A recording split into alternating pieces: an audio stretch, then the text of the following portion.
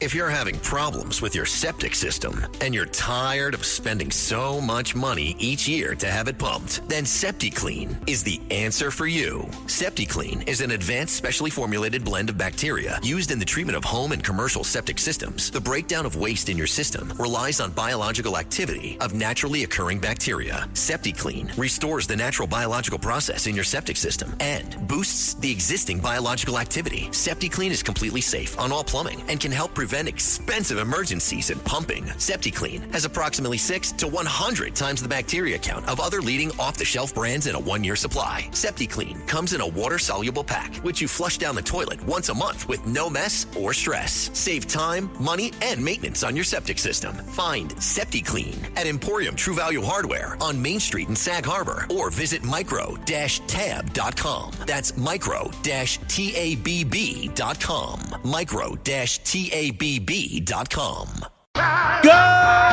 morrow, everyone. This is The Other Side of Midnight. I'm Frank Morano, still getting over the election result for some. A lot of people still celebrating a week-long celebration of the election result. In the run-up to the election, I had several conversations with Dr. Alan Lichtman, a presidential historian, a political scientist, and a guy who developed this methodology called the Keys to the White House, which he says is based on the techniques of seismology and have been successfully used to, when applied, predict every election ever.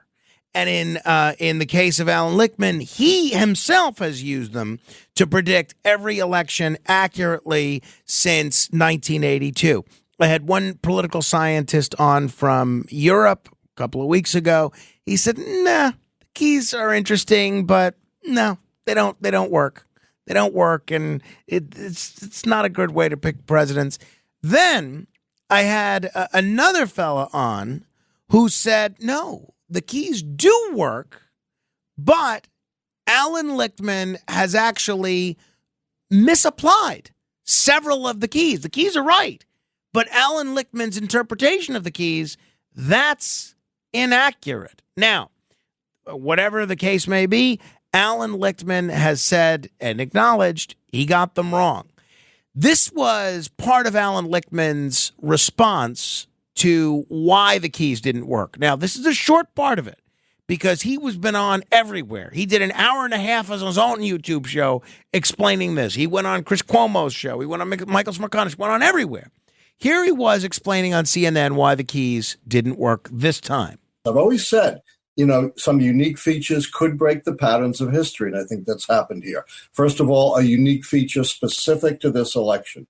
And you've heard me say this before. I was very critical of the Democrats for openly and viciously trashing their sitting president right out in public. I have never seen that before. Secondly, it rendered problematic one of my keys, the contest key, since we couldn't have a primary, but the Democrats did unite around Harris, and I turned the key in their favor, but we had never seen anything like that before, and that was problematic. But more importantly, are trends that are long-term and affect the long-term future of our democracy, and we've seen the explosion of some trends that have existed before, but not to this extent.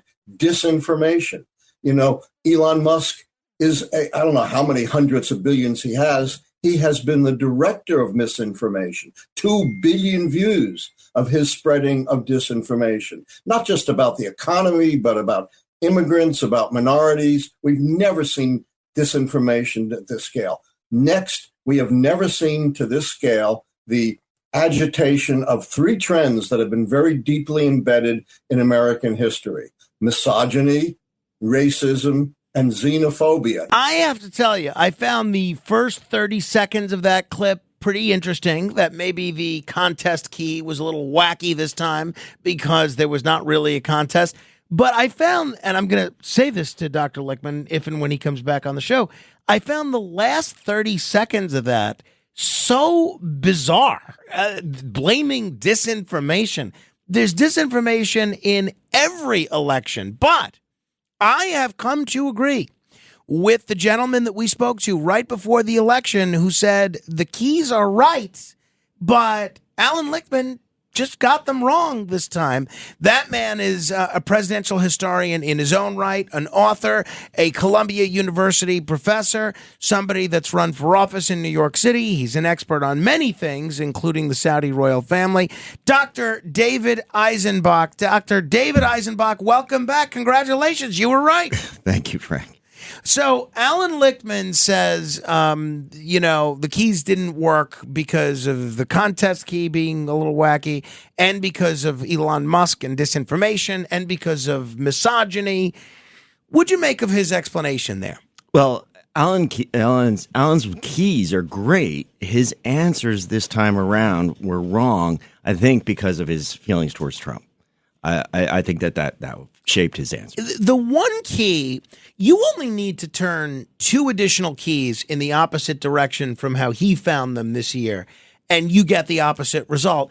The one key, and you brought this up last time he was on the last time you were on the program, that I think he was dead wrong on, was Trump not being charismatic. I don't know. You could despise every policy Trump has ever had. There is no way you could say this guy is not charismatic. That's right. And I think it shows his hatred towards Trump. I mean, this guy has been a focus of America's attention since we were in grammar school, Frank. Right. And right. The other one that I think he's way out to lunch on, and you mentioned a few others, but it's the one where he credits the incumbent party with fundamental long-term change. I'm not sure where was the long-term change legislation? Where was the Obamacare? Right. No Social Security, no Obamacare, no nothing like that. Nothing like that. Right? No Civil Rights Act. The party was not unified. We didn't have a primary because they the Democrats short-circuited the whole primary process. Otherwise, RFK would have challenged Biden to the bitter end.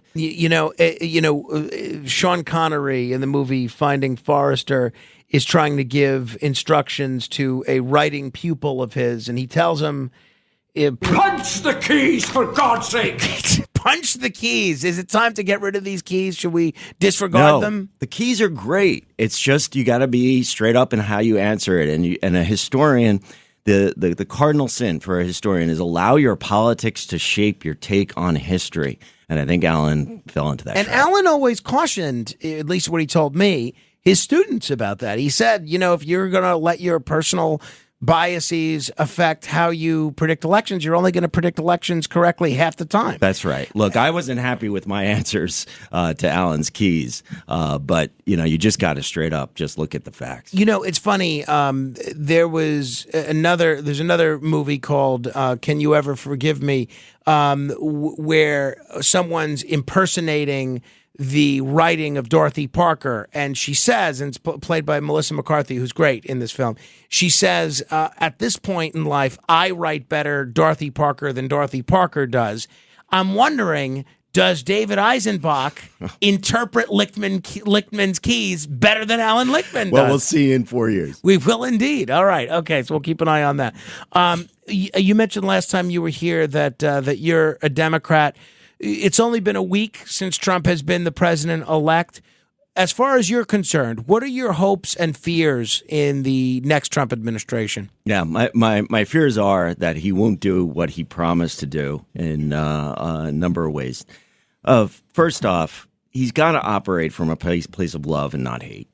And when you fall into that hate trap, it always backfires on you. And I'm thinking about migrants. Think about, how did he get there? It was the black male vote, the Latino vote, the anti-war vote, and people who are, understandably upset about the migrants coming into their neighborhoods and often doing criminal acts. Focus your attention in terms of deportation on criminal elements. Do not tear families apart. We don't need to be running around our cities, grabbing families, separating families. The images that will come out will lead to a big backlash, and you'll never get any cooperation from local authorities. Having the police departments on your side is absolutely essential, and the communities themselves. All right, you need to go after when you see the backlash from Roosevelt Avenue out in Queens, for example, to what's going on there. You need the communities and the intelligence that they're going to provide you to go after these criminal elements. You can't do it if you're tearing families apart. Mic check. 1, 2. we recording?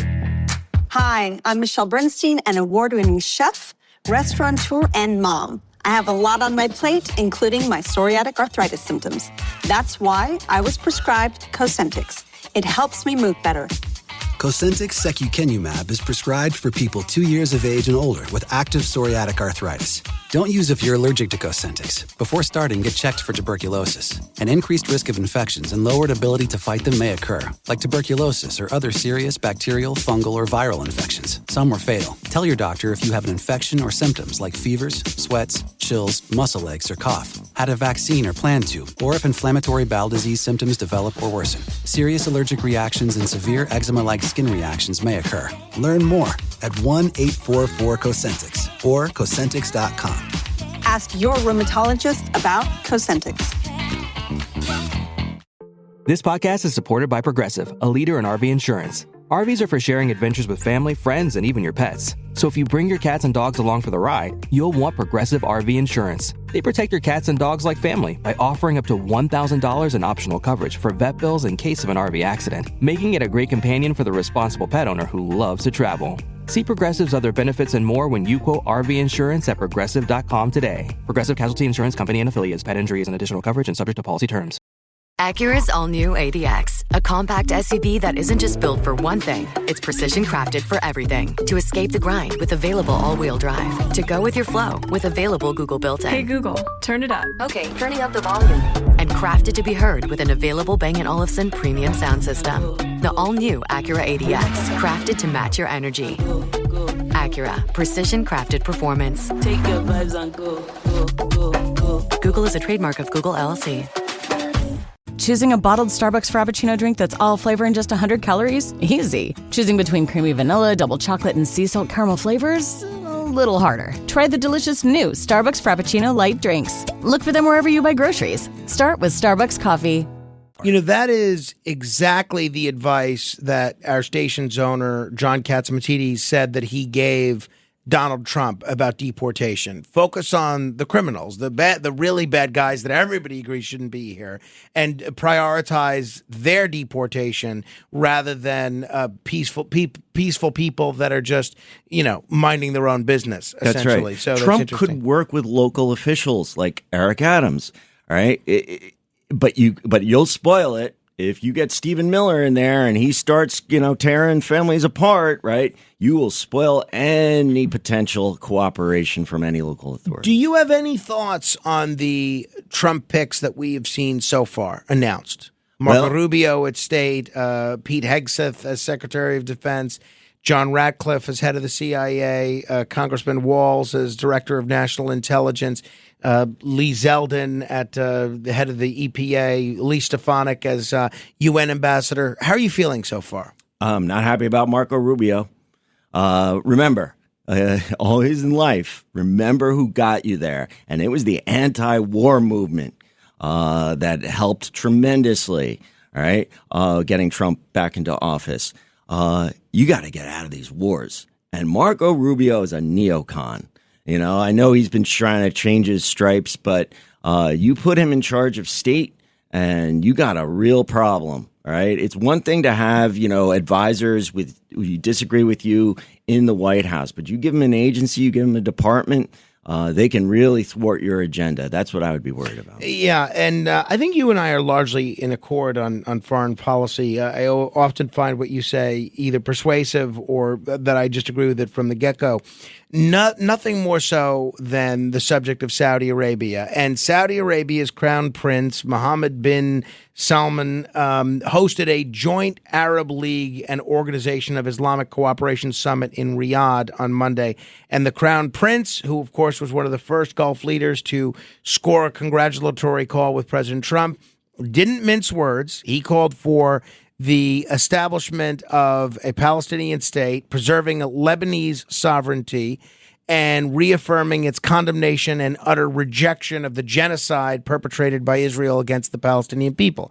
Now, that's all pretty on brand for MBS and the Saudis. What was off brand is that he called on the international community to oblige Israel to, quote, respect the sovereignty of the sisterly Islamic Republic of Iran and not to violate its lands. Now, that was a tremendous sea change in what we have seen from Saudi Arabia. Historically, at least over the last 45 years, we have seen basically a Middle East Cold War between the Sunni Saudi regime and the Shiite Iranian regime, basically trying to divide the Middle East into siding with one over the other. What do you make of this as somebody that studied the region for a long time, of the Saudis kind of publicly making nice with the Iranians at this point? Yeah, well, I think it's a good thing. I think it's a step in the right direction. And I think that Donald Trump could really kind of step in here and be the president that finally brings us some peace in the Middle East. If we're seeing some movement from the Saudis, I mean, you know that's really key to bringing all the Gulf states, really all the Arab states together here. And as far as Israel is concerned, Israel needs to stop the war for Israel's own good. They're seeing a huge brain drain. Their most talented young people are leaving Israel.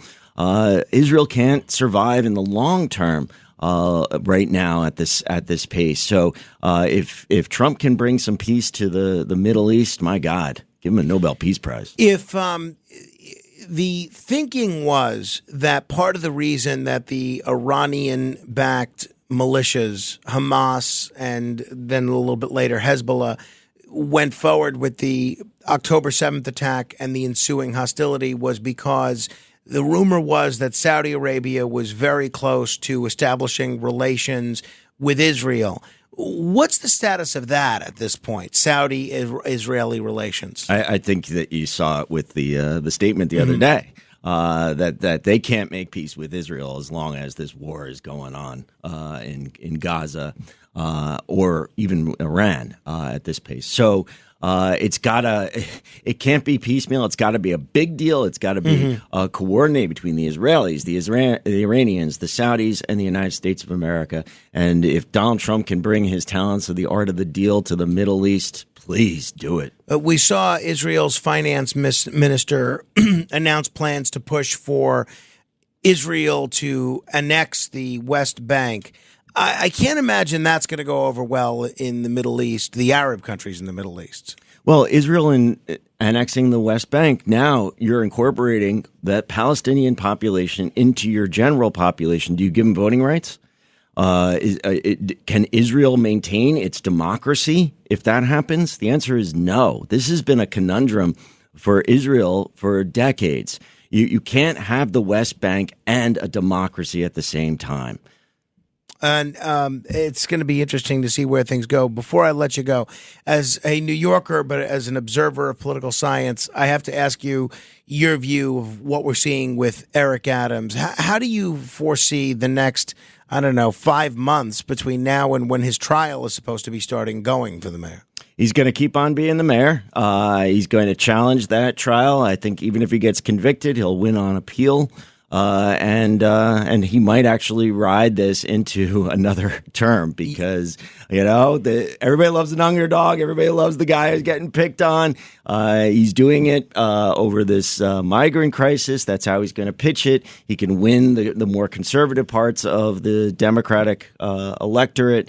And in a fractured race with lots of candidates going for the progressive left vote.